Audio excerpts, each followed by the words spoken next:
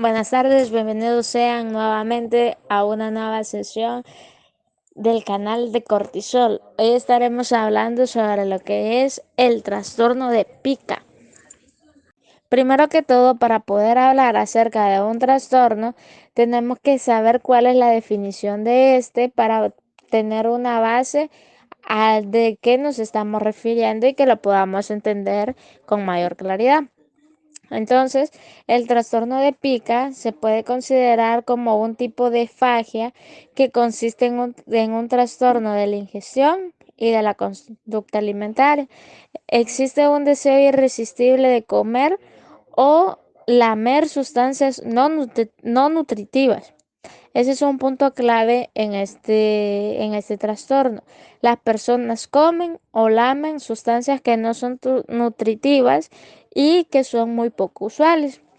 Dentro de las que podemos mencionar son tierra, barro, hielo, arena, pintura, papel, tiza, yeso, almidón, cenizas de cigarro, entre otros. Hay una gran variedad de cosas que comen estas personas con este tipo de trastorno. También pueden comer pelo, etcétera.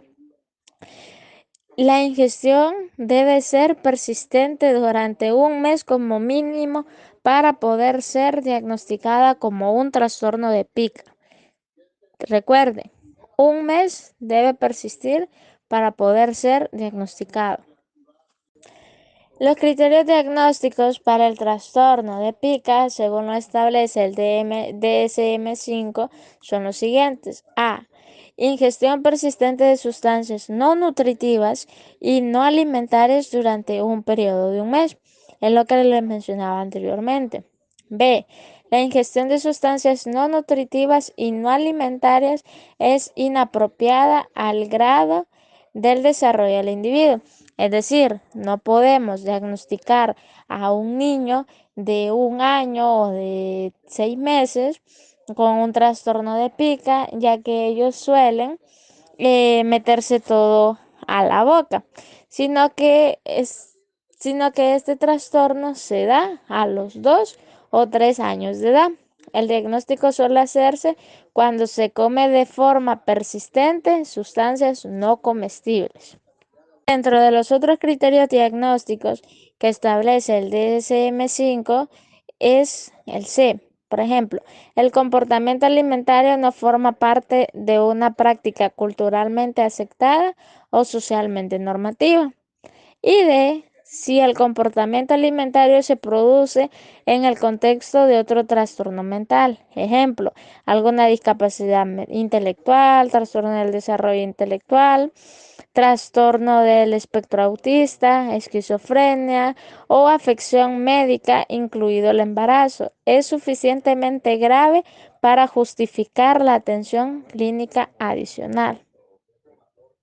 Recuerden, este trastorno solo se puede diagnosticar cuando el paciente tiene de 2 a 3 años de edad. El diagnóstico suele hacerse cuando se comen de forma persistente sustancias no comestibles, como las que mencionamos anteriormente. Y este trastorno afecta especialmente a niños, embarazadas y personas con alguna discapacidad intelectual. El diagnóstico diferencial para este trastorno son los siguientes.